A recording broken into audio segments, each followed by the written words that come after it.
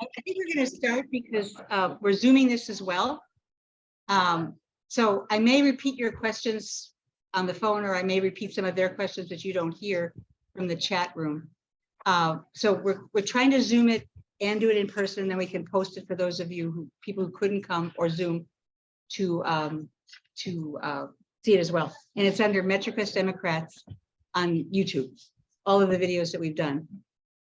First of all, I want to apologize. I forgot to bring membership forms because I printed them off and they did not get in my bag.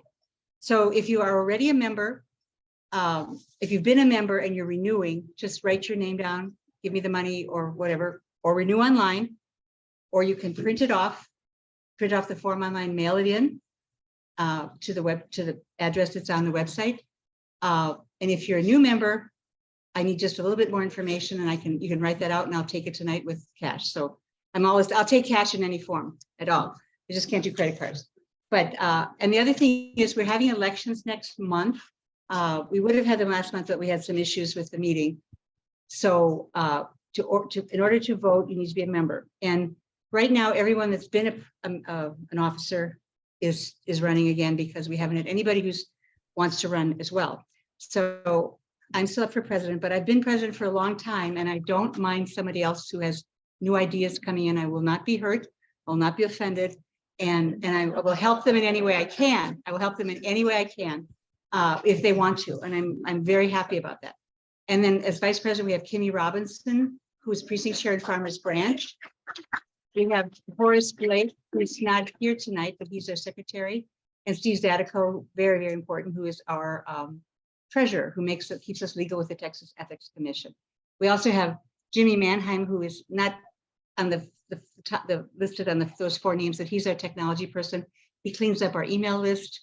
He makes sure that the emails get out. He gets the website up to date when I give him the information to get it up to date.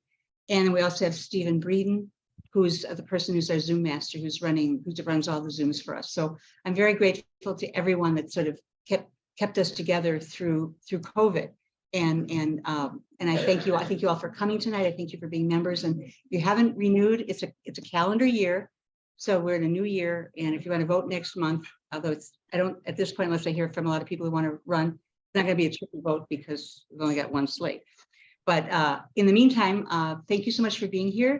And we have a lot of candidates here tonight. I'm going to start with the local candidates, and then I'm going to go to the John Love, who's running in the primary to run against Ted Cruz. And John came in from Midland to do this. So I really, really appreciate John being here tonight. So see, I have from Farmers Branch, I'm going to start with Farmers Branch because I think I have fewer people in Farmers Branch here. So I have running for mayor, I have Jaime Rivas, and I'll let Jaime speak to you for a few minutes. And if you have any questions, please feel free to ask Jaime. We're only doing Democrats tonight. We're not doing a forum, we're just doing Democrats. And so please pay attention and vote and let your friends know. And please take it easy on me. Yeah, that's perfect. So my name is Jaime Rivas. I am a loving husband, father of 4. My professional life is in sales. Also, I've managed people, I've built teams, and all those things will be important later. What my vision is for Farmers Branch is to keep up with the economic development, bring businesses big and small. I want to see more social spaces and give the community more opportunities to gather together to really, just establish ourselves as a community in harmony. I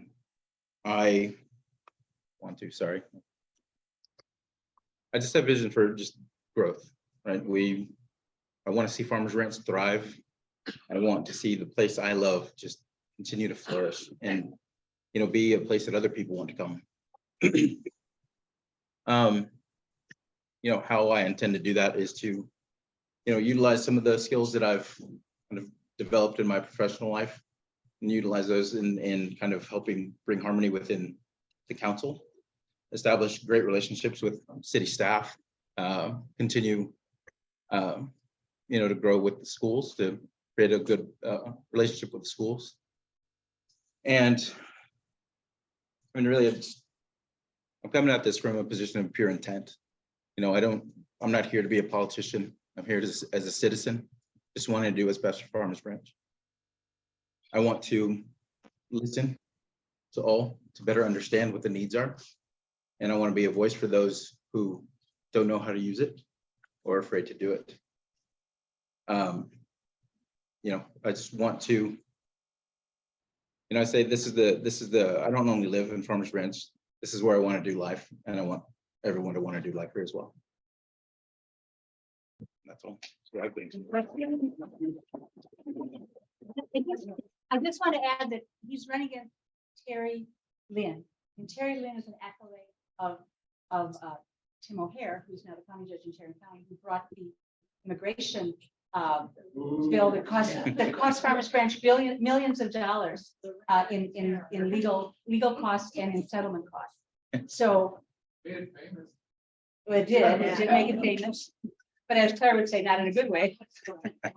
And so it's important to let your friends know that Jaime's running and what he's running against, because I mean, we all know the water's a little strange in Farmers Branch, right? There's a little crazy there. And so we really need to stress to them, because James Bagby, who's precinct chair in Farmers Branch, recently lost a close election to another person who's a Terry Lynn follower. And with that seat will be up again for election, I believe, in May. But right now, the Republicans have a majority. And with Terry Lynn were elected, it's just a bad situation. So please, if you have the heart to hold a party, a meet and greet for Jaime, please do it, because those things can let people know who he is and get his name out.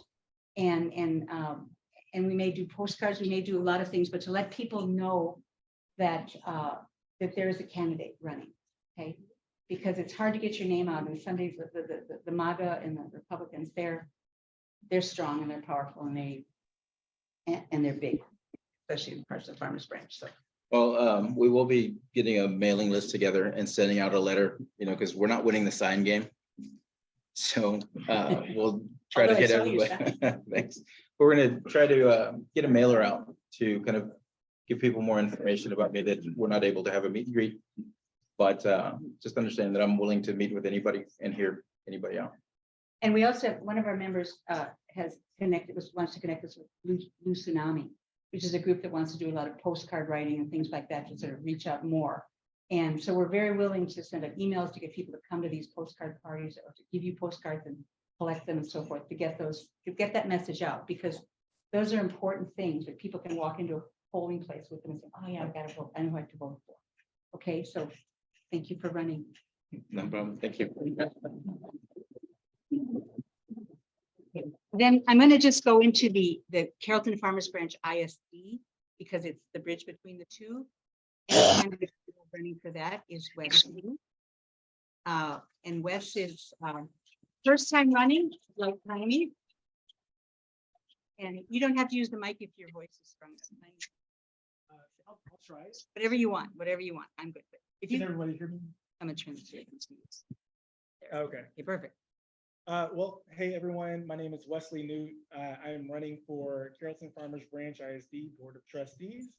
And I want everybody to understand that for this race, there are 2 open seats. There are 3 people running.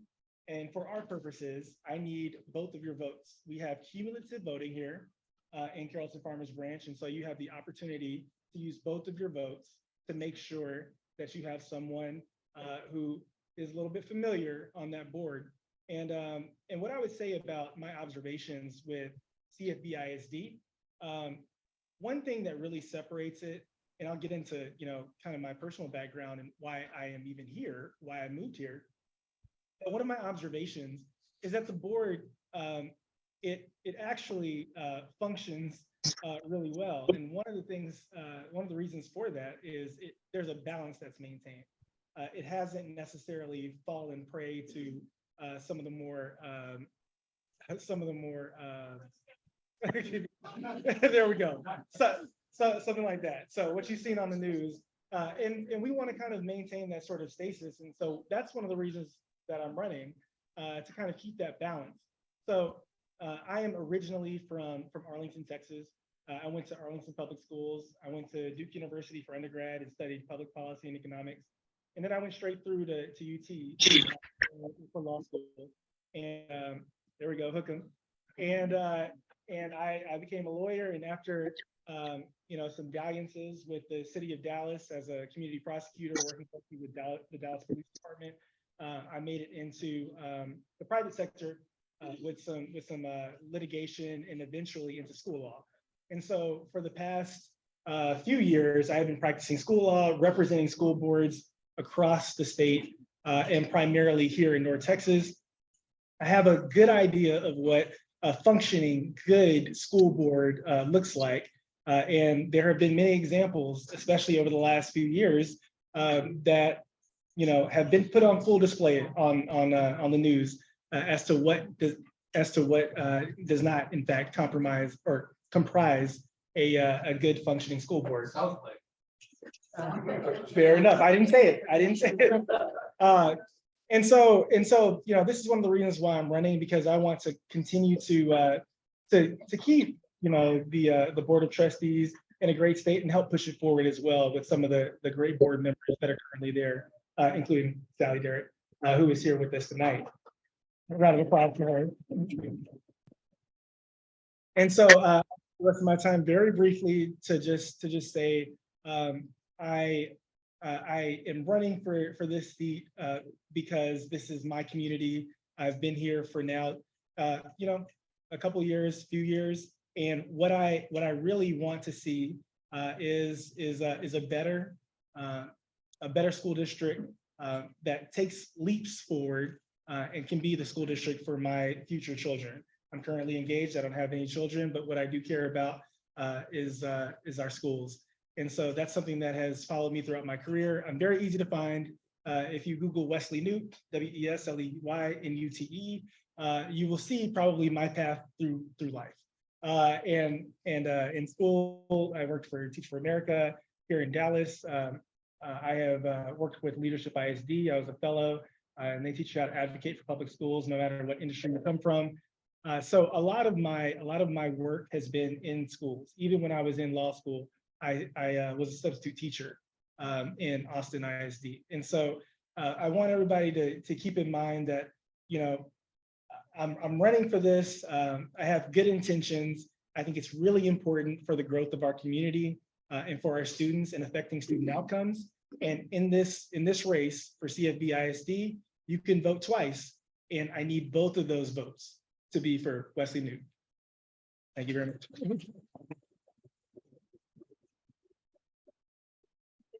And there are two people running against him, and they're both Republican. One of them is Randy Shackman, who's trying to win a seat back after losing last time, and Carolyn Benavides, and they're both to the right, and Randy pretty far to the right. So those two votes are really, really important. It's a weird system in CFB ISD, but 2 votes, remember that. Okay, the next, I think we'll move on to Carrollton. And first we have Adam Poulter, who's running for mayor. And Adam's currently on city council.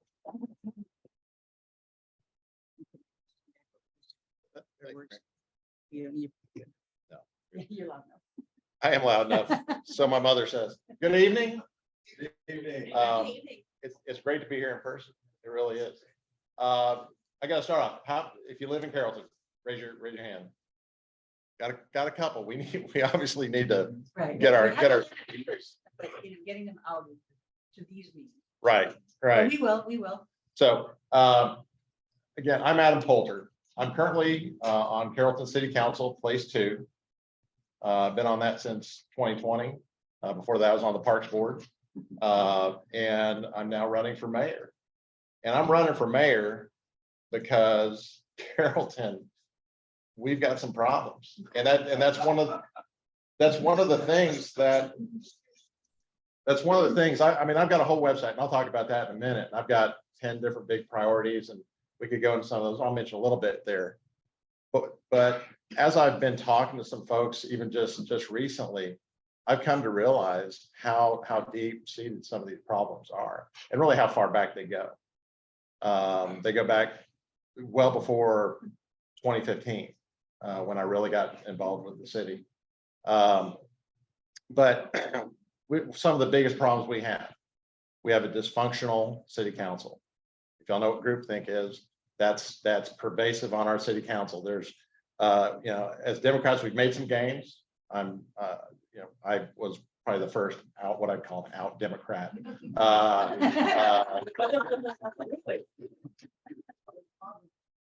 Not at all. But to be elected.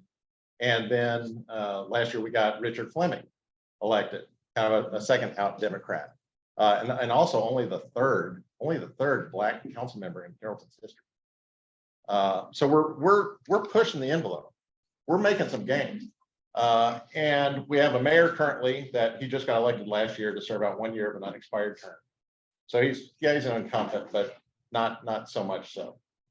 But right now, when I talk about groupthink, there's basically three voices on the city council: mine, Richard Fleming's, and then the mayor's. And the other 5 council members, they just go along with whatever the mayor says. And it's kind of this partisan loyalty. It's a go along to get along, and it's a fear. These council members don't have the courage to vote their convictions, to vote their conscience. They don't have the courage to cast a vote that, heaven forbid, might leave them in the minority, on a 6-1 vote or a 5-2 vote. And that's a problem. That's a real problem for the citizens of Carrollton. A couple other things. We've got some projects that voters voted for back in 2013. Some road projects, got a trail project. They have not been started yet. They have not started construction on that. And that's to me, that's a indicative of part of this real problem where, when you talk about the value proposition that a city is supposed to provide to its residents, we're not delivering on that. Because if there's this neighborhood, Nob Hill, if they knew in 2013, probably 2011, that the roads were so bad they needed to do a bond for it, and now it's 2023 and they haven't started, those residents have probably lived with those bad roads for 12 years or more. To me, that's unconscionable. And so that's part of what, if I talk to some of the leadership of the city, they take pride in saying that we're doing more with less. Talking to folks and just looking with my own eyes, we are doing less with less. And so what's required to fix that? What's required for Carrollton? I mean, we were talking about Farmers Branch a second ago. Farmers Branch, I knew Rob Dye quite well. He and I went through leadership Metrocrest together back in 2017. And a couple things that they did under Rob Dye and Farmers Branch, they did some innovation. That playground that they just announced, that's a good example of that. If you see the markers when you go into the city, the colors and things like that, that's innovative. That's not just the typical stone monoliths that we have in Carrollton, for example. That's something that Farmers Branch is doing to help them be a destination. Carrollton right now, we're seen as a pass-through city. People drive through us. They'll drive down 121, George Bush, 35. They may not even know they're passing Carrollton. They'll come down Beltline, Old Denton, Josie, something like that, and they won't stop. We have to become a destination, and that's going to take innovation, and that's going to take just a full whitewashing of the status quo and starting over. And that's going to take bold leadership. And that's one thing that I bring to the table. Y'all might be able to tell I'm not shy, not at all. I speak my mind. I've cast more votes in the minority probably than any council member in Carrollton's history. So I do have this website. I mentioned that a minute ago. Please go there, even if you're not in Carrollton. Me and my team spent a lot of time getting that website right. There's a lot of good information. There's again, if you're in Carrollton, that's a place where you can go sign up for yard signs. You can sign up to volunteer. You can sign up for voter info. It'll actually take you to TurboVote, so you can follow everything that TurboVote has, which I highly recommend. If you go to the calendar, we've got all the important community events, including some of the candidate forums that are coming up. And then I've got my priorities, and there's 10 different priorities going everywhere from the quality of life, that value proposition, infrastructure, public safety, making Carrollton a destination, a healthy Carrollton, some things like that that people really want. And so there's a lot of information there that I've gleaned over my past several years, and it's a good read. I want to talk about, I mean, again, since I'm not talking necessarily to just Carrollton, I want to reiterate the importance of this race, not just to Carrollton. This is important to Farmers Branch. This is important to Louisville. This is important to Denton. We've had some, in Denton County specifically, we've had some success in Little Elm. Y'all may not know, we have a Democrat who's mayor of Little Elm, Curtis Cornelius. We've got Jamel, he's a Democratic city council member. We've had some success on Denton City Council. Everybody recognizes that the suburbs that's the battleground. We need to win these local races because the Republicans can't gerrymander city boundaries. So this is where we can win. And we need to win and focus not just on our city, but kind of on our area. If Carrollton goes blue, and it should, 5-4, five Democrats to every 4 Republicans. People don't realize that. Carrollton wins Beto, Biden wins Carrollton. We just got to get more Democrats out. So if you know anybody in Carrollton, make sure they get out and vote. Support this campaign. Support the campaign of my friend Mike Doolin, who's going to be coming up. Because we're doing one thing, we're doing kind of a interesting thing that you'll see. We've got a veteran slate in Carrollton. That's really we're gonna pull in the independents. We're gonna pull in the moderates. There's myself, I'm a combat Army veteran. We've got Mike, who's a Marine veteran. We've got Eddie Lopez running in place 2. He's also a Marine veteran. Let's see the firefighters who gave $60,000 to my opponent last year. Let's see them do that again and diss the veterans. Just the one person that's actually fought fires when I was in the military, fought in Yellowstone. I take a lot of your time. You've got cards here on the tables. Please go to the website, check it out. It's good information there. If you can, if you're in Carrollton, by all means, I've got signs over here. Please take a sign for your yard. And if you can, please contribute to the campaign and contribute to the campaigns of some of these other candidates. Because we've got a great message. We've got great stories, but we have to get that out to the public so that they can be informed when they go to the polls and they can know this is, if you want change in Carrollton, you want change in this area, this is where you got to go. So thank you for your time. I appreciate it. Do I have time to take any questions? Yes, if anybody has questions. Yes, But ma'am. Could you repeat the question so the people on Zoom? I can hear the absolutely can. question? Can y'all see me? Not looking at my nose? Okay. It's a strong profile. When you're in, what are the I would like one on the infrastructure. The first thing on the infrastructure is we have been trending in the right direction on infrastructure, except where I was talking about the time it takes for us to deliver on these projects that get approved. So setting these SLAs, service level agreement, these targets, that would be one of my first things as far as it goes to infrastructure. Two other key priorities. Public safety. I mean, obviously everybody knows about the fentanyl, what's happening. You can't talk about public safety without talking about that. And Carrollton's doing a great job with that, by the way. There were 2 more arrests last week, and they took 1,800 fentanyl pills off the market, some weapons as well. And they didn't live in Carrollton. They were part of the dealers. But we have a recruiting problem. And everybody kind of, and this is not just Carrollton, but Farmers Branch is doing a lot better. I talked to y'all got our chief. Good for you. But we lost him. We lost our prior chief. We lost a 23-year veteran, Sergeant Nault, to Louisville. We just lost somebody from our Office of Emergency Management over to Irving because we don't offer tuition reimbursement. And it's hard to convince a young person to go into law enforcement right now, because what happened with Tyree Nichols, what happened with Amber Geyer and Botham John, what happened to George Floyd. It's, you put on that uniform, immediately people are critiquing, are filming you, questioning your motives, and you basically have a target on your back. So we need help from the state and the federal government as far as the marketing campaign and to kind of push help get people interested in serving in law enforcement. Right now, we're about 2 shifts short in Carrollton. We're about 25 officers short, and having that would kind of help that. Then the other thing, and this is on my day one, is I'm going to create a DEI commission. We are one of the biggest cities I know that doesn't have anything like a diversity and inclusion commission or arts and culture. Rowlett's doing a lot better than us. Duncanville's doing a lot better than us. Redder areas than ours. So that's something that the mayor can do on day one. And that is absolutely something on day one, because we're a majority minority. We have such a great mix of cultures and ethnicities in Carrollton.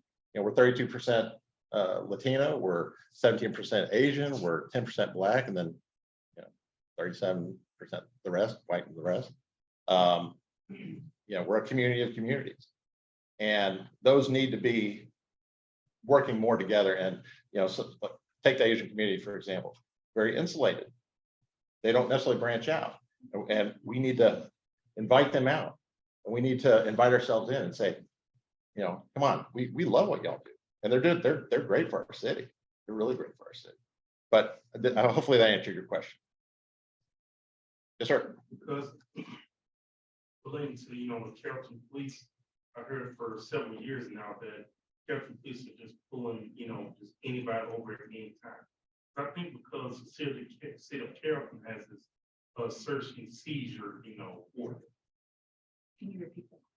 So the question or comment had to do with the city, the concern that Carrollton Police Department are pulling anybody over because of a search and seizure ordinance.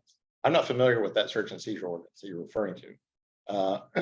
I also just received, they have to do a regular racial profiling assessment, and there's nothing on there that suggests that there's any racial profiling going on. Yeah, I did a ride along with the police, and we pulled over. It was pretty equitable there, but it was always with cause. Guys swerving. Right, that was a black guy, and he was drunk, and he had a weapon in the front seat that was filed down, and with a serial number filed down, and a AR-15 in the back. We pulled out of the police station. It was a white guy, and he had a minor in the car, and he had a fifth of alcohol, and he had 47 blunts ready for sale, and a gun under the front seat, and he had to be removed. It just has been happening at least 10 or more years back. Yeah, I mean, I don't know how it is today. I mean, I think under Derek Miller especially, we've done a lot of things right. We have a really good culture there. The problem is we're just losing our officers for a number of different reasons. Part of it has to do, it takes 15 years for a Carrollton officer to reach the top of their pay grade, whereas when in Farmers Branch, it takes 7. In Irving, it takes 5. That's reason enough. I mean, that's reason enough we're losing folks when we're having a hard time recruiting. So there's a lot to be fixed there. But if I thought that was going on, I'd be the first to say something. We have created a more diverse police department over the past 10 years after some concerns were raised, so that our police department more closely reflects the makeup of our city. Where we're falling far behind on that is our fire department. Our fire department is 90% white, and 175 firefighters, maybe up to 189. 1 female firefighter. There's a problem there. And again, we talk about the issues that Carrollton are going to be required to be solved, and it goes all the way up to the top, and that's where it takes serious leadership. All right. Well, thank you so much, Mary Claire. Thank you for inviting me. You're very welcome. Thank y'all for this. I appreciate your time.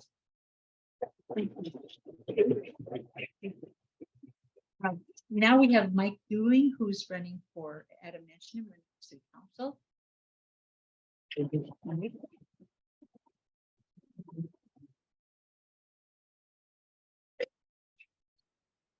Oh, hi. There's the Zoom. I'm not quite as well versed as Adam is on this. This is all new to me. But I am honored and privileged to stand before you today as a candidate for Carrollton City Council. I'm Mike Dooling. I was raised in Hawaii in a military family. I served in the Marine Corps. And since then, I've been working with the city and with disaster response organizations and veteran service organizations. So with that being said, I am running for this office because I believe that every voice deserves to be heard. And as Adam mentioned, we have a lot of voices that aren't being heard. As I only have 2 minutes, I'm going to focus this time on safety. Okay. You go 3. I might. If I go off script, it's happening. 2 minutes and 45 seconds. Thank you, sir. I'm going to focus this time mostly on public safety and diversity. Adam's already hit some of these. This is a common area that we have problems in Carrollton. I'm committed to improving public safety in our community by working closely with law enforcement and community leaders to address issues like crime prevention, accountability, and emergency preparedness. We need to ensure that all residents feel safe and secure in their neighborhoods and that they have access to the resources they need to stay informed and protected.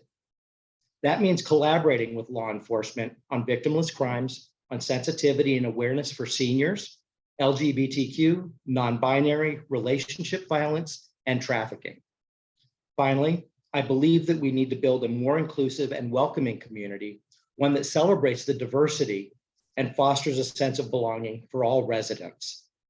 That means investing in programs and services that support immigrants, minorities, and other marginalized groups, and making sure that their voices are heard and their needs are met.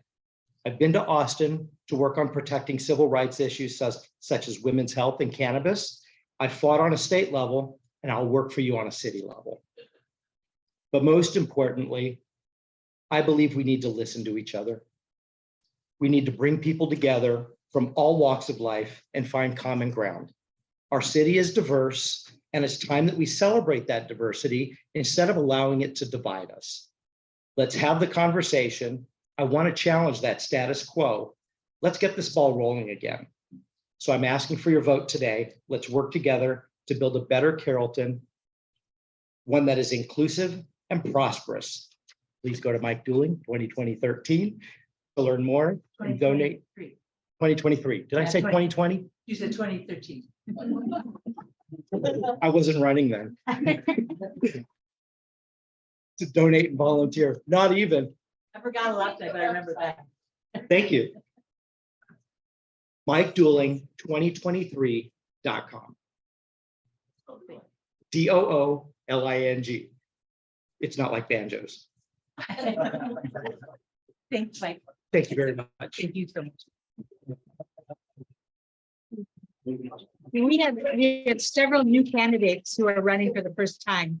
And it's a really hard step to take. I mean, I did it once, kind of not knowing what it entailed. And now that I know what it entails, it's a big job. It's a big responsibility.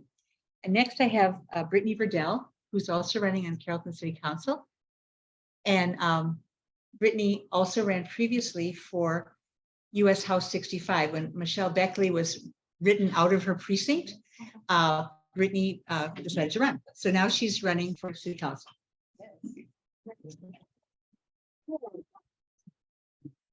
Okay, can y'all hear me? I'm really soft spoken, but you definitely hear my message. Okay. Okay, wonderful. My name is Brittany Verdell, and I'm running for Carrollton City Council Place 4.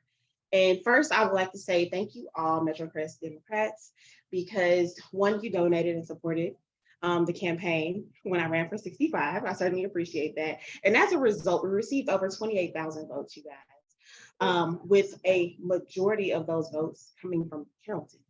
And so with that, that really empowered me to say, you know what, even though I lost that race, I could continue to be the voice of the city of Carrollton, even if I didn't win 65. And so with that being said, I am a mother of 2 beautiful girls. I am a social worker, and I currently work at Brookhaven College, right up the street. And so as a social worker, I provide wraparound community services to our students, which includes food pantries and connecting them with resources in the community.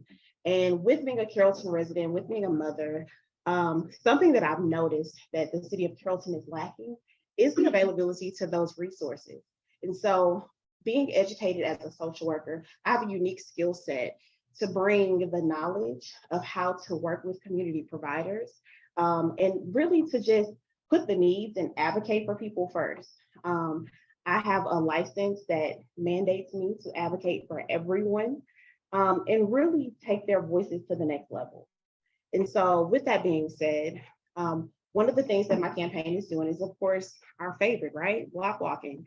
And so we will be block walking actually starting this weekend. And we're going to hit 600 doors this weekend, just to pull out those Democrats. Like, hey, we really want you guys to come out. We need you guys to come out, and we need you to vote in these municipal elections.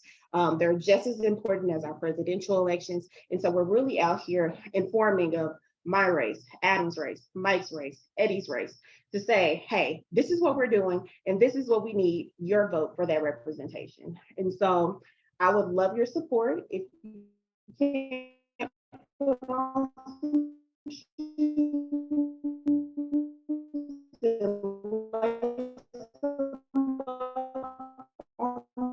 Saturday. I'm running for Carrollton City Council Place 4, and I look forward to the Carrollton people to receiving your vote, and for the Farmers Branch people to receiving a donation or phone call or a text. All right, thank you. Oh, so question for the question? Yes. Yeah, Andrew Palacios is the current council member for Place 4. I do ask, who am I running against? And I say I'm running for the people of Carrollton. And so I really don't speak on my opponent's name because I don't want to give any publicity to anyone. I want people to focus. Yes, he is running again. Yes. And so, but I really want people to focus on who is the best candidate, and that's Brittany Verdell. We've noticed when we've done searches on databases, voter behavior databases, that the overlap between people who vote in Democratic primaries at the state and national level compared to people who vote in municipals, there's a very tiny overlap. So the people that are voting consistently in primaries, consistently in the main election, they are not the same people who are voting in municipal elections. So if you can get those people to vote, you can be dominant. And years ago when I ran, there were no Democrat run in years. And I keep referring to this because this is why I'm doing this right now. I knew there were more Democrats here than people thought. But there'd be a Democrat, you meet one and say, well, there's no Democrats. There's no Democrats on the ballot. And now we have Democrats all over the ballot. And it's so significant that you let people know that you might talk to about the national races or the state level races, that we have municipal candidates running. And just referencing Wes Newt's comments, school boards are the way that a lot of the people from the far right have tried to work their way in to change the way education is offered to our students. And I think in a lot of ways, because this has been a consistent Republican policy since Ronald Reagan to underfund education, we see the results of that now in a lot of the stuff that goes on. People are so amazingly ignorant of what goes on and understanding what goes on. So that's just an aside. But now I would like to introduce John Love, who has come in from Midland, because I don't have any more local candidates. I think I've covered everybody. But John Love is coming from Midland, who's running in the Democratic primary for U.S. Senator against Ted Cruz. And pardon? Do you know anybody who's running? Well, not here. Oh, I didn't bring anybody from Kentucky. No, I know that's a whole nother story because we'll get to that. But tonight I know didn't. one guy. I know. David Cavanagh he's a Republican, but he supported Julie Johnson. So I know that. But Jim Walker, I don't know. Maybe it's his turn, but we'll talk about Capel later. Anyway, so I'd like to introduce John Love. And John will take questions, and he's our final act. So you can work hard. Final act. Holy cow. Can everyone hear me? All righty. I am John Love. I am seeking the Democratic nomination for United States Senator in 2024 to oppose Ted Cruz. I've been told not to call my potential opponent an idiot. So I'll just refer to him as a disingenuous, uninformed person. That's okay with you guys. Let me tell you a little bit about myself. I am a wealth management advisor, accountant, tax preparer with a BA in economics, summa cum laude. That just means I know how the economy works, I know how the tax code works, and I know how the stock market works. I was elected to Midland City Council 3 times. I served 7 years. I was chosen as mayor pro tem twice by all conservative city council. I was the first president of the Midland Spaceport Development Corporation, so I believe in science. Can't be the public. I'm not. I also am a past chairman of the Permian Basin Metropolitan Planning Organization, where we deal with transportation, roads, and TxDOT. I serve in the Border Trade Advisory Committee for the state of Texas, where I dealt with border issues and trade issues. And I'm also a past president of the Texas Municipal League. I'm the 110th president of the Texas Municipal League, which is the organization that municipal elected officials are members of. So I have experience, but I'm a new face. And I think that's what Texas needs. We need Democrats who have experience, but are new faces. We've got to stop recycling the same old Democrats over and over again who keep losing. And I don't know about you guys, but I'm tired of losing to this MAGA Republican conservative crowd. I'm tired of it. And so we need new blood. We need strong leadership. And I believe that exemplifies myself. I come from a union family. My mom and dad were members of the Postal Letter Carriers Union in Denver, Colorado, which is where I was born. Got to Texas as fast as I could when I was 5. And I've been pretty much a resident ever since then. I want to tell you that I believe, and Jaime said something earlier, which he didn't want to be a politician. And I totally agree with you, sir. I did not run for Midland City Council because I wanted to get in politics. I wanted to serve my community. And as I take this next step, I still don't want to be a politician. I want to be a statesman in the kin of one of our great Texas senators, Ralph Yarbrough. I want to represent the people of Texas, because right now, the people of Texas do not have any representation in the United States Senate. What we need to do as Democrats is we need to play offense and defense, to use a sporting analogy. We need to talk about who we are so that Democrats who are out, we can encourage more of them to come out. You should be proud to be a Democrat. We came up with Social Security, Medicare, the GI Bill, the Marshall Plan, the Voting Rights Act, the Civil Rights Act, the Affordable Care Act. We have done a lot as Democrats. And so we should be proud and we should be telling our story. We shouldn't shy away from it. That's our offense. We also need to play defense and not let the Republicans define who we are. That's a big problem. They call us all sorts of names, and people who aren't Democrats, independents, they tend to believe that. And so they're scared of us. I mean, think about it. We've been losing to Republicans in this state for a very long time. I know the last statewide elected Democrat was 1994, Morris Overstreet of Texas Court of Criminal Appeals was the last time we had a Democrat elected statewide. We've got to do a better job. And so as a county party, I encourage you to go out and get out the vote. Get people registered. Not only that, but get people, cultivate people to run for public office. I will tell you, in November, I was sick to my stomach when I went in the poll booth and I saw all these races. I'm from West Texas, Midland, Texas, all these races without a Democrat opponent. That makes absolutely no sense. This is your state too. And the reality is this is not a conservative state. This is a state where conservatives are just a little bit better organized and they get out and vote more than we do.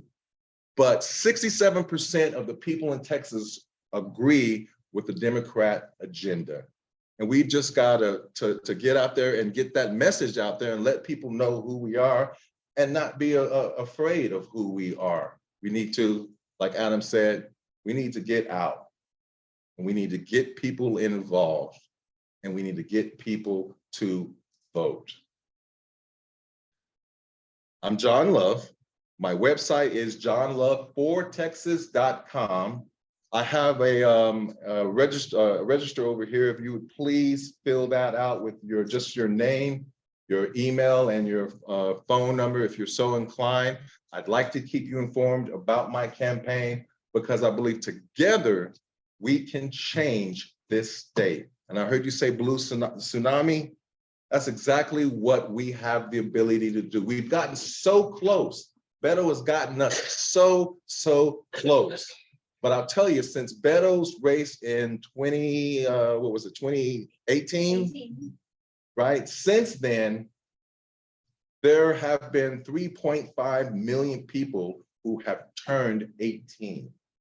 We've got a new set of voters out there that we need to engage. And as I look around the room, and this is not a dig at anybody, I think that the youngest person in the room might be either Brittany or Kimmy or Wes. And that's not a dig, but we need to engage our youth.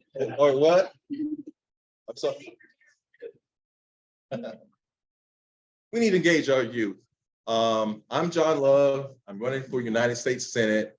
Unfortunately, in federal races, you really don't know how good a candidate is until they raise a certain amount of money.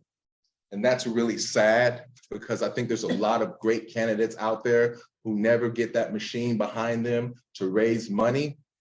So I'm asking you to please, if you cannot make a maximum donation to my campaign, consider being a monthly donator for as little as $5 a month, hopefully 20 or 30 or 40, to help me get rid of Cancun Cruise. Yeah.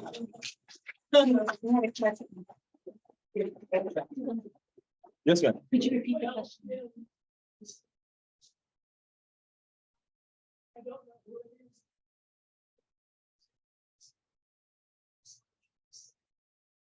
A bill to ban polling places on campuses. Yeah. On college campuses. Yeah, me too. The comment was that there was a Republican who would introduce a bill to ban voting or polling places on campuses because they know how the youth feels about that party, and we should be capitalizing on that, engaging our youth. Everyone in here should find a young person to bring to the next meeting and get them involved. This is their country. Yeah, give me. Yes, sir.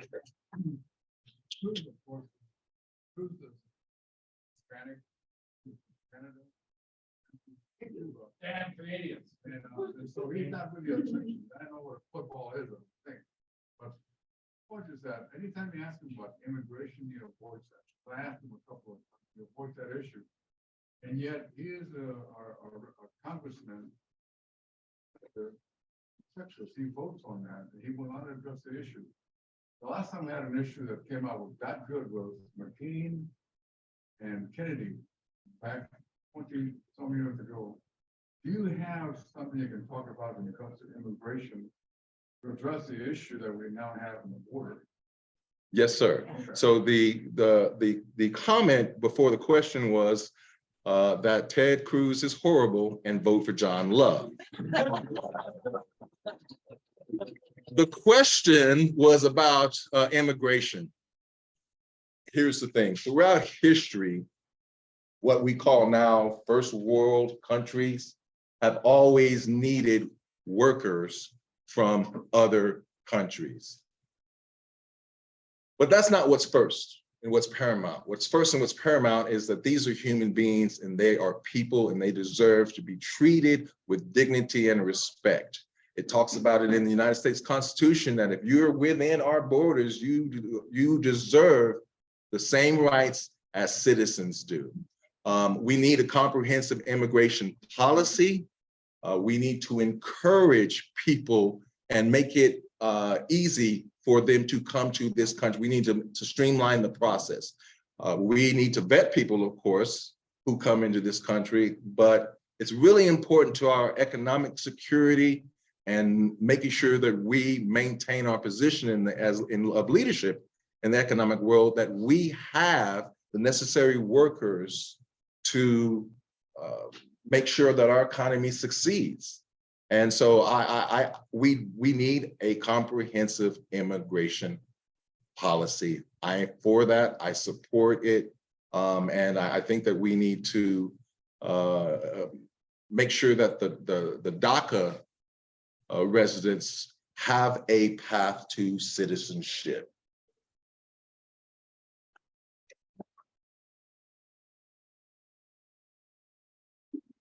Any more questions?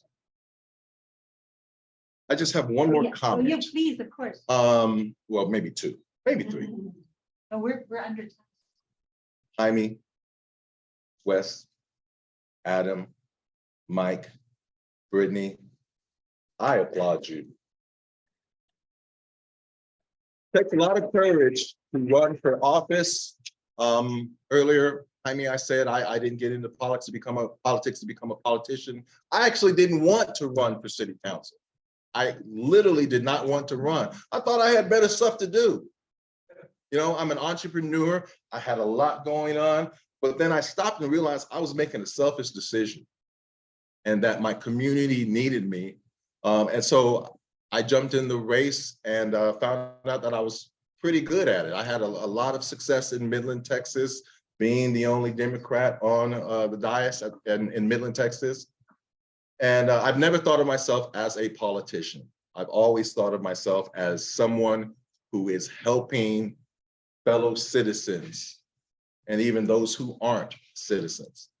The second comment I have is, Adam, you commented earlier regarding the racial profiling, and I just wanted to share with you my experience as a Midland City Councilman for 7 years. The racial profiling law in the state of Texas is a complete joke. And when you get that report, it always says, we didn't have any racial profiling. The reason why is because how the law is structured. The law is structured that they only report incidents of race only if it pertains to a ticket or an arrest. Now, I want you to stop and think about that for a while, because as an African-American, if you're stopped and you deserve a ticket, you deserve a ticket. If you're doing something illegal, you're doing something illegal. That's not what African-Americans that I talk to and myself are concerned with. They're concerned with the stop that doesn't get reported, the stop where there's not an arrest or where there's a ticket. My mom, God rest her soul, she'd been living in the neighborhood that she lived in and where her office is, which is my office right now. And she'd pull out of her driveway and just get stopped all the time and treated horribly. And then they'd let her go and they would never report it. So as a councilman, as a future councilman, as a potential mayor, I recommend and I would ask that you delve a little deeper into that when they say there's no racial profile, because according to that law, there's never any racial profiling. I'm Texan. This is my state. You're Texan. This is your state. Fight for your state. Fight for it. I don't think y'all are hearing me. Fight for your state. You should be excited about that. This is your state. You're a Texan. Be proud. Get out there, work, cultivate, vote, raise funds, and send money to John Love for Texas. Thank you. Thank you. Thank you. Thank you. Thank you so much, everyone. I have one more announcement before everyone leaves. Sally Derrick is here from Carrollton Farmers Branch ISD School Board, and she just want to make a comment about the bond proposal. If they can hear it on Zoom, then I'm sorry. I'm so sorry. I tried 2 microphones, but it's way too complicated. Okay, so just a reminder that on your same ballot for municipal elections in May, there will also be a bond election referendum for CFB ISD. So if you're zoned for CFB ISD, $750 million with 0 tax rate impact to the voters. Also a reminder that the state law does require that the way the referendum has to be written is that it does state that it's a tax increase because it is a taxable vote that's happening, but there is a 0 cent tax rate impact for that bond. And I'd be happy to answer any questions afterwards if anyone has any. Thank you. Thank you. And Sally's another person who ran for CFB ISD and won. So Yes. it can happen. It happens, right? It happens. Okay, does anyone have any other questions or issues? David Griggs is here, who's our SDEC, which is our representative to the. Yes, of course. He's a representative of our state Democratic elected. They need to. He represents us at the state party level. There you go. Well, thank you. I know most of you. I'm David Griggs, your SDEC committee man for Senate District 12 in the State Democratic Party. I want to mention something to you. I'm vice chair of the legislative committee again, and we're looking for issues to engage people who are really interested in being a part of the lobby effort against some of these bills. Somebody mentioned the effort, the election suppression effort to do away with campus voting.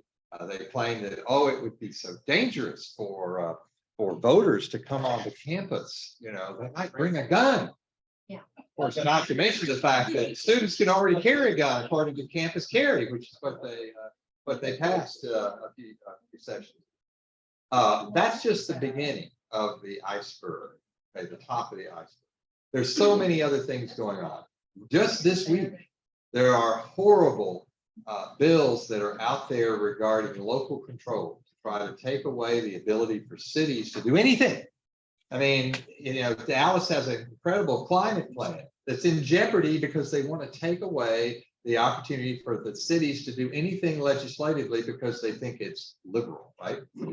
Some of them even say all those West Coast, East Coast labor union people are forcing these cities to do things that are not according to Texas values, right? Just today, there was a bill up. My wife was watching this on the legislature online. They want to take away the opportunity for cities and municipalities to be able to hire third-party lobbyists. They don't like what the cities are doing, and so they want to end it. Kimmy.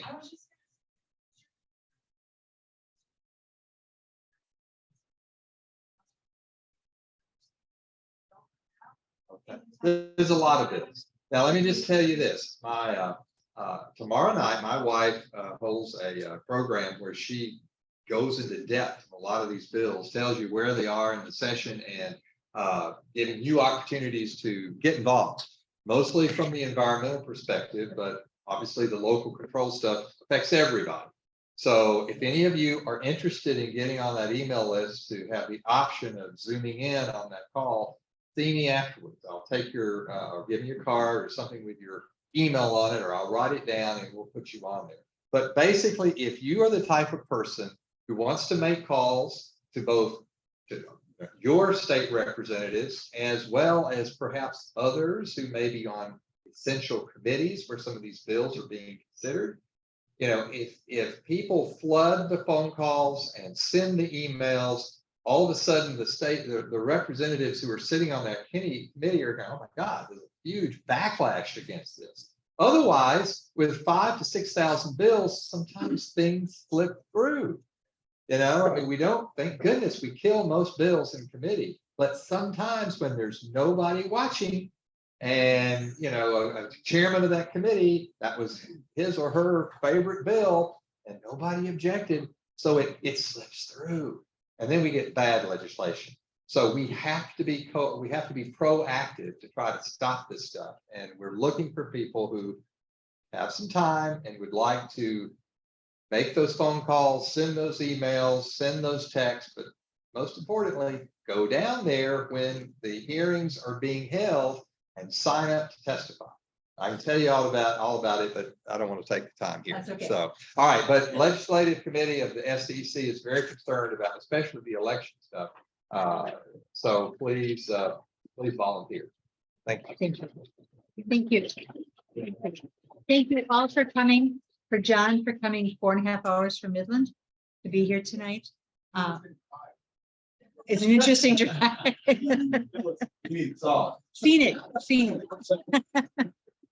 But David made such a good point, because I think we've gotten so used to the excesses of the Republican dominated legislature that a lot of it just kind of blows past us.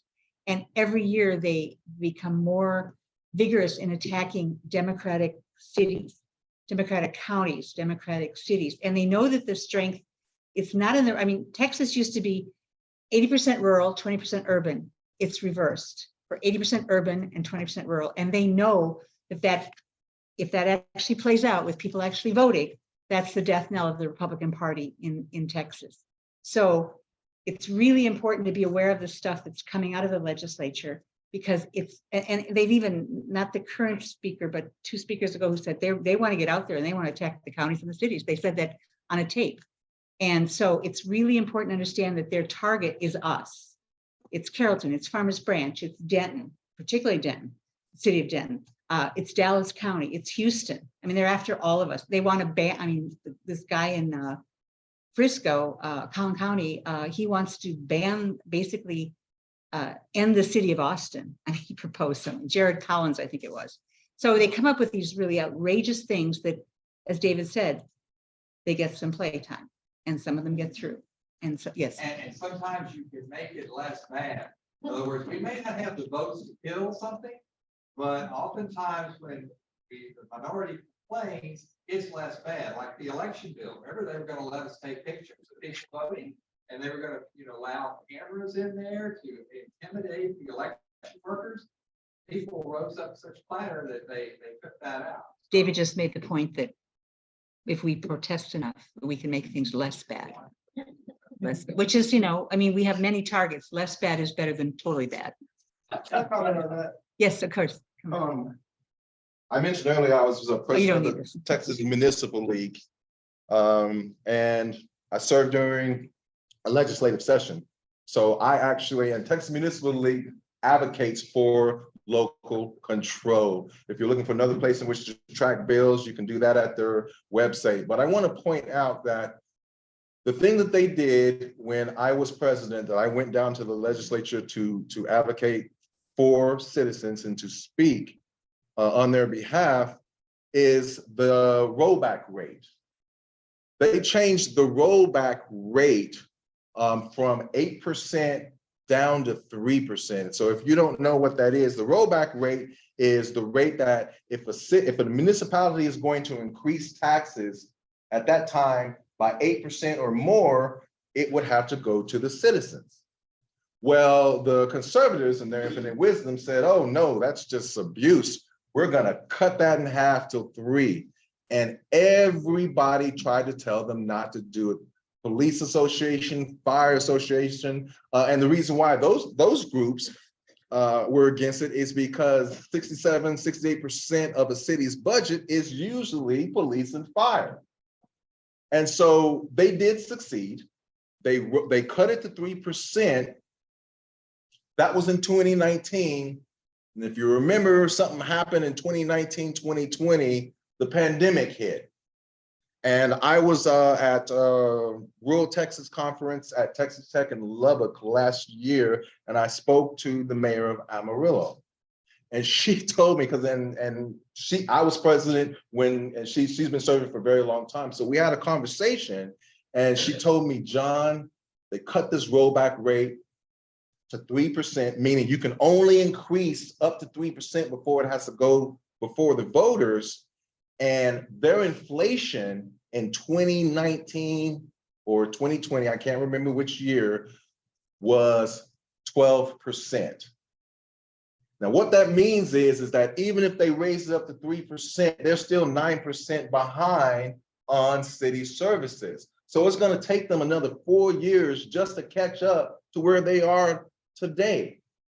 So these conservatives do things and they think they're just really wonderful, great ideals, and we're trying to fight for people. But the problem with that is that when you constrict cities and you don't allow a city to advocate for itself and do what it wants, what the people of that city want, you're really handcuffing that city and you're making the city actually more dangerous. That was one of the colossal dumbest things I have ever seen in my life, but that's what we have to live with. And hopefully we won't have high inflation like we've had, because cities are struggling right now to provide the same service. You said more with less and less with less.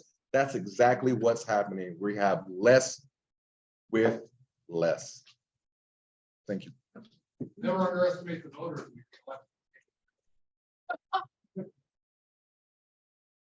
Well, we are a democracy and we do have to trust the people at some point.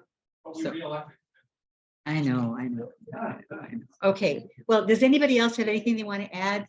And okay, and thank you, all of you for running, all of you for coming tonight.